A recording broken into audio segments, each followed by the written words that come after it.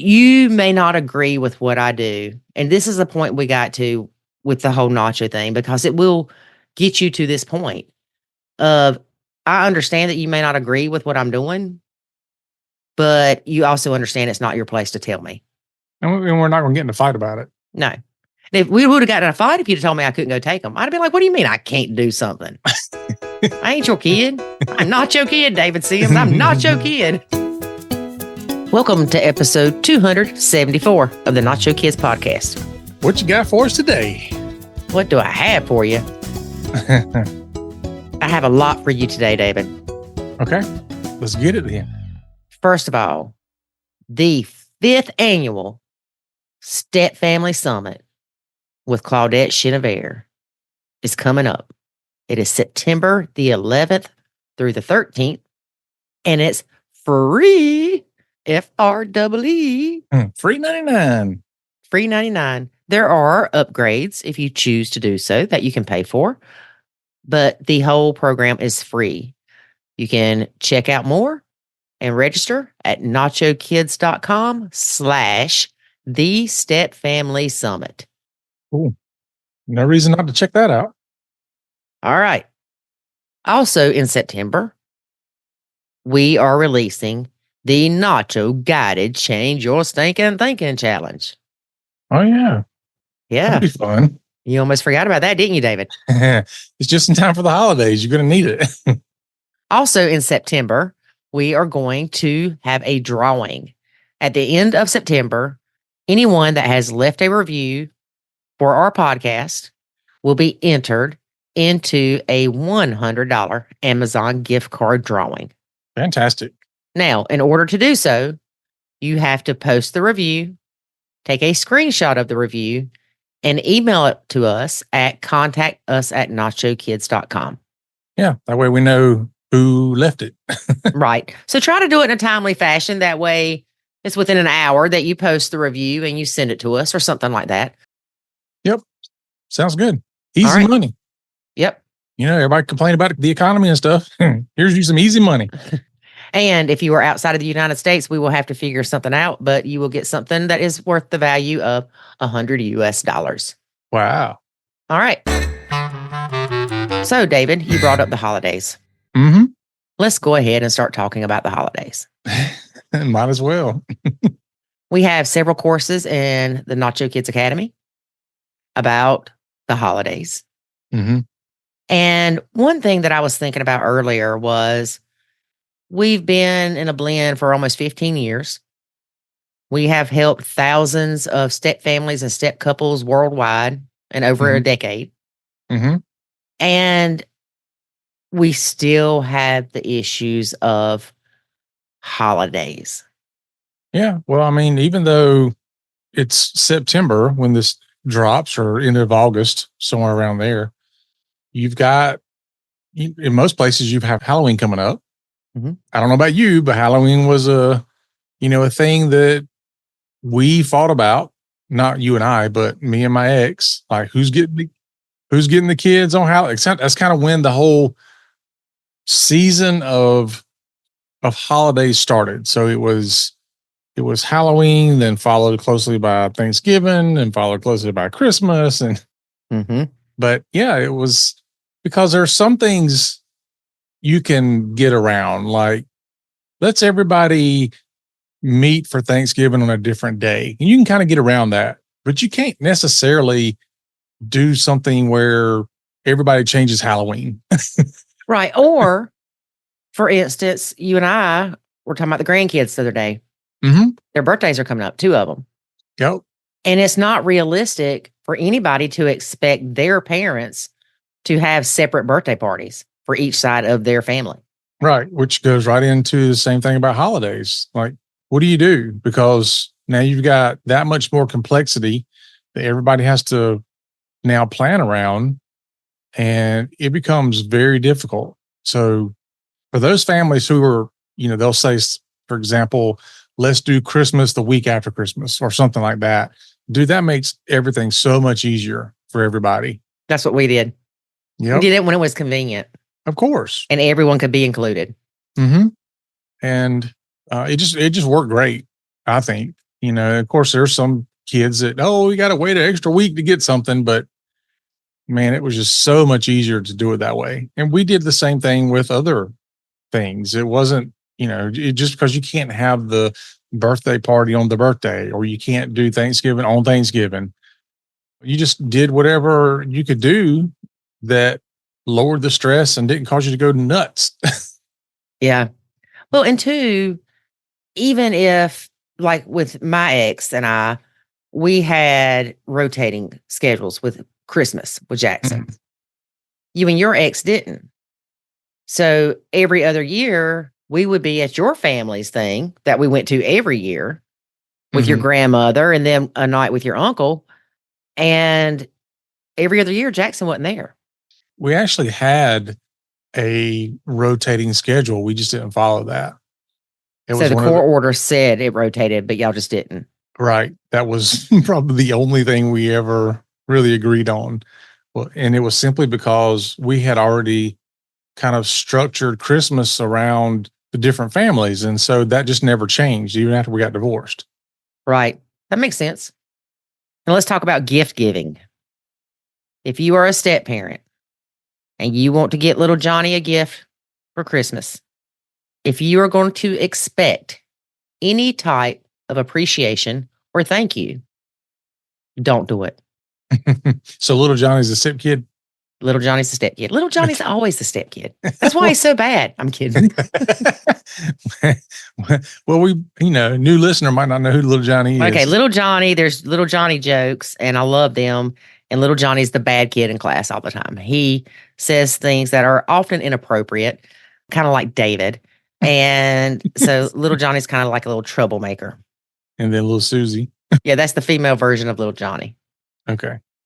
All right. So if you're going to get a step kid something, get it because you want to. Right. And if I didn't want to get the step kid something, I could easily tell David, look, with the way things are right now, I don't feel comfortable getting them anything, because if they don't show signs of appreciation, then it'll upset me and it'll just be a negative experience. Right. Mm-hmm. And so David could write, to such and such little Johnny from Dad and Lori. Yeah. Simple. Yeah. And we did that for the most part, because you would do the Christmas stuff, shopping and whatever for yours, and I would do that for mine. Mm-hmm. And I can't think of a time where we really crossed that up at all. Like, I don't remember really ever buying anything for Jackson necessarily. I know I have done that but it wasn't commonplace. It was usually you bought it and it was from us. Right. And then same with my kids. Like, I would usually buy the stuff and it was from us. Right. Yeah. And that way that takes the step parent out of the situation where they might get upset and feel like they wasted their money on an ungrateful step kid. But tell Dad or tell Mom, tell the bio parent, I know I usually buy little Johnny stuff for Christmas, but this year I think that I need to take a step back. That way they're not blindsided. Mm-hmm. And don't wait till Christmas Eve.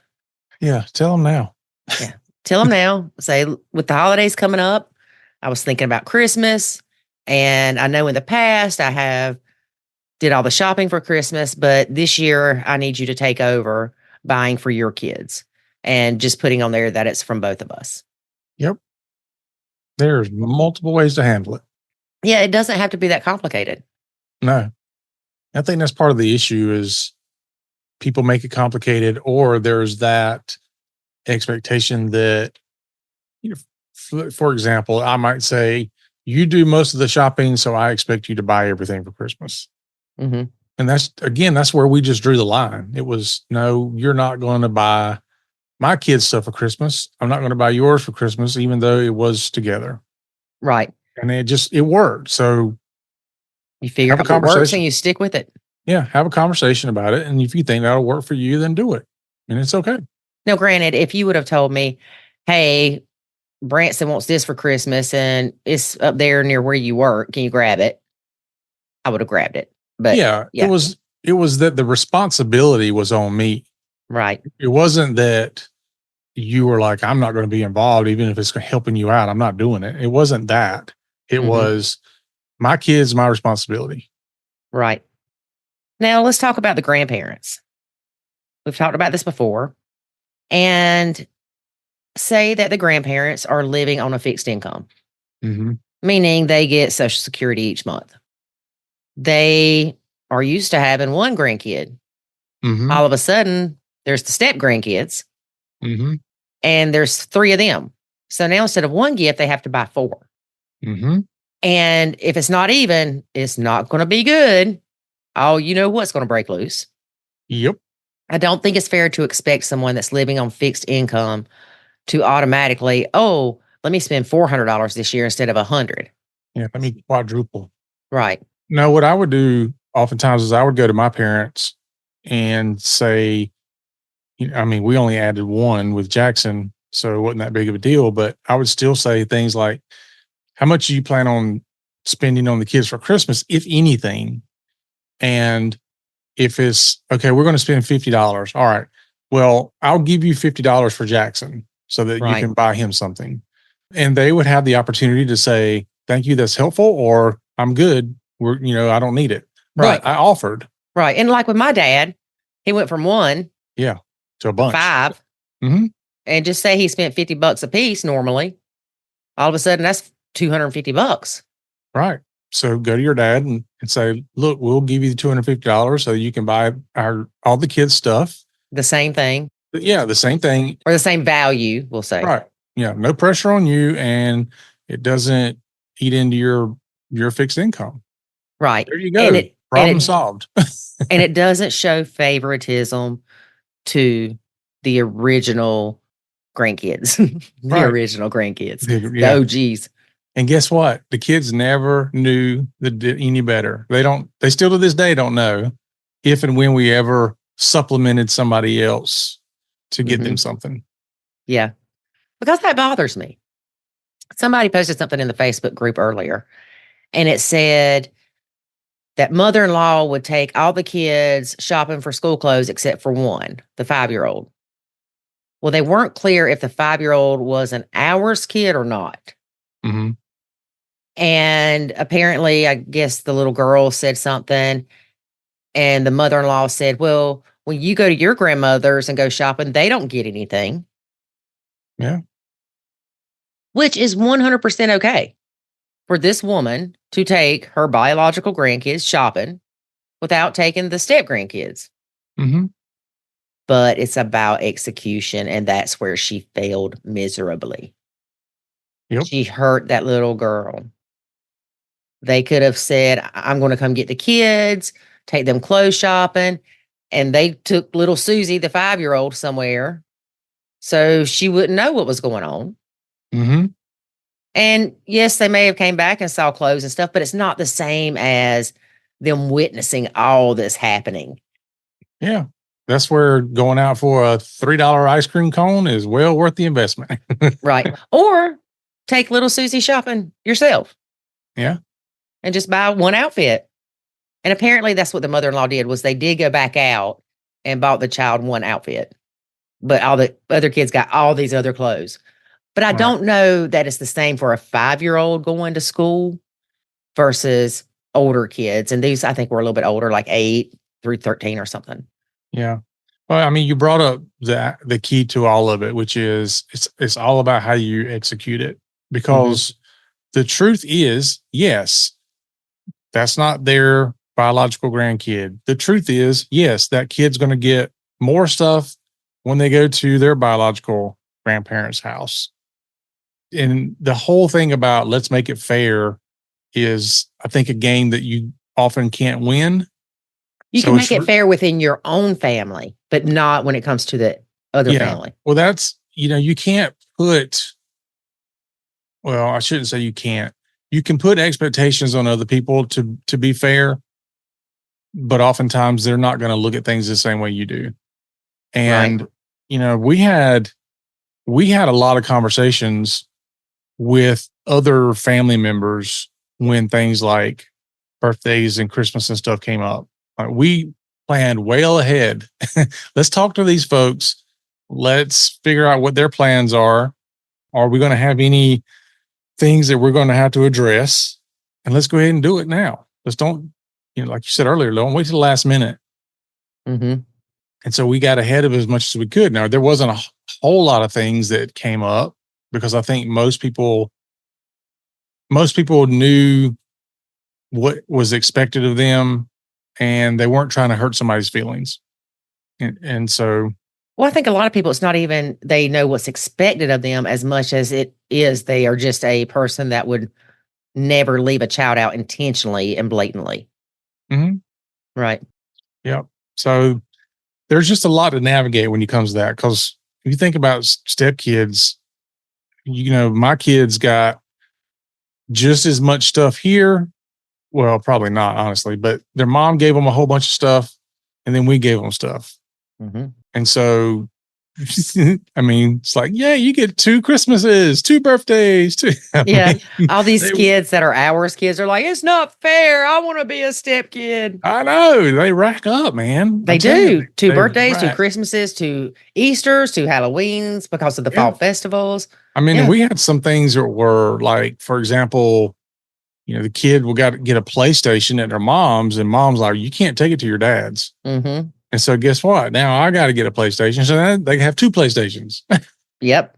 But to them, they only have 1 because they can't take it back and forth. And that's a whole nother story. Let's talk about that for a second. Okay. I know that at one point, y'all did pass some gaming console back and forth. Mm-hmm. Yeah. Because you would often have to go meet her to get said gaming console because they couldn't take it to school. Right. And that worked because y'all were in close proximity. Mm-hmm. But that doesn't always work, and it's not always feasible. Nope. But like you said, if there's one at one house and not one at the other, then the kids are going to want to be at the other house playing their games, especially if it was a Christmas gift that they just got and were allowed to play with it for 2 hours, then had to leave. Mm-hmm. A lot of times, parents are okay sending things to the other home. I don't know that I was when Jackson was little.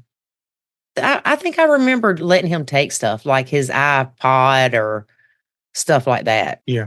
I know he took his iPod. Yeah, I do remember that.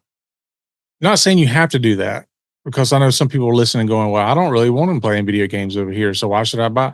I mean, that's completely up to you. You don't have to do that. That's not what we're saying. No. We're just saying that. I think it helps the kid to feel like they own something. Yeah. I mean, we would do stuff. I would let my kids take stuff back and forth, like you mentioned. Now, there were some logistical issues with that. Like, you can't bring all your toys back and forth every week. Mm-hmm. It's like, pick one thing. And that's what we'll do, because I had to meet their mom. I think we would do on a Mondays. So I'd pick the kids up from school, and then I'd have to meet her somewhere, and I'd have to get anything they couldn't take to school. So sometimes that was clothing, sometimes that was toys, whatever it was, but we would exchange a whole bag full of stuff. And then we do the same thing the next week. For me, it wasn't about whether or not they could take something to their moms, or, like, I'm going to withhold it because how dare you have fun at your mom's. It was none of that. It was all about, what could I do to help them during transition days, and to not, I guess, to make the best of a bad situation. Oh, but here, from a stepmom view, I could easily view that as, you are coddling your kids. They can go a week without that stupid gaming console. You're just giving in to them, blah, blah, blah. When in reality, you are trying to lessen their stress of having 2 homes. Mm-hmm. Yeah. In reality, none of your business. As a stepmama? Yeah. You're right. Now, it would be my business if I was expected to take said console, mm-hmm. or if you decided to drop off said console and hung out at Bio Mom's for 30, 45 minutes to an hour. That could be an issue. Oh, yeah. Of course it can. But you could also be hanging out with your kids. Yeah. But I know you wouldn't.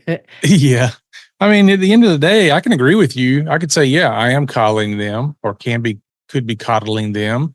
Yeah, they can certainly go a week without it. You're not wrong on any of those points. And Yeah. And well, well, that's like tonight. I thought it was funny. I was going to take Jackson his spare key. He had locked his keys in his car with his truck. And he called me and he's like, got bad news. I locked my keys in my truck. I was like, well, that stinks.